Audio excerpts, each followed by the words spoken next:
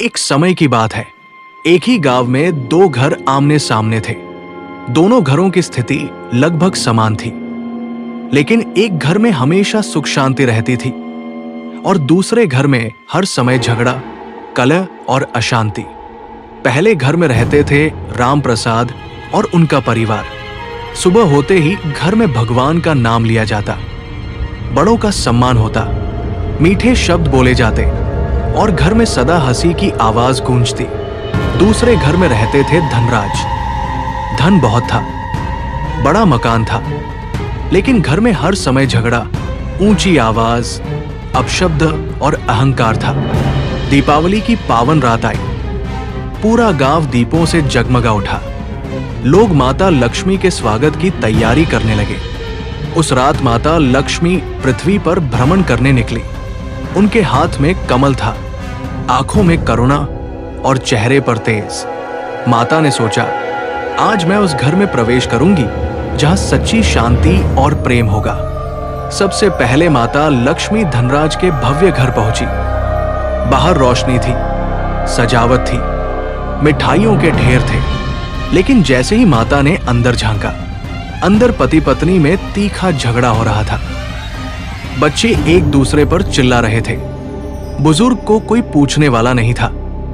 माता लक्ष्मी ने धीरे से कहा, जहां अशांति और अपमान हो वहां मेरा निवास नहीं। और वे बिना प्रवेश किए आगे बढ़ गई। अब माता लक्ष्मी राम प्रसाद के छोटे से घर पहुंची। घर छोटा था, सजावट साधारण थी, लेकिन अंदर से भजन की मधुर ध्वनि आ रही थी। परिवार एक साथ बैठकर दीप जलाकर प्रार्थना कर रहा था। सबके चेहरे पर संतोष था। राम प्रसाद बोले, हे माता, हमारे पास धन कम है, लेकिन हमारे मन में प्रेम और शांति है। माता लक्ष्मी मुस्कुराई। उन्होंने देखा, बहू सास के पैर दबा रही है। बच्चे आदर से बात कर रहे हैं। माता लक्ष्मी ने कहा, जहां प्रेम, सम्मान और शांति होती है, वही सच्ची लक्ष्मी का वास होता है।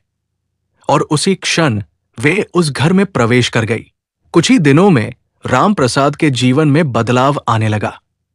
काम में तरक्की हुई, रोजगार बढ़ा, घर में समृद्धि आने लगी।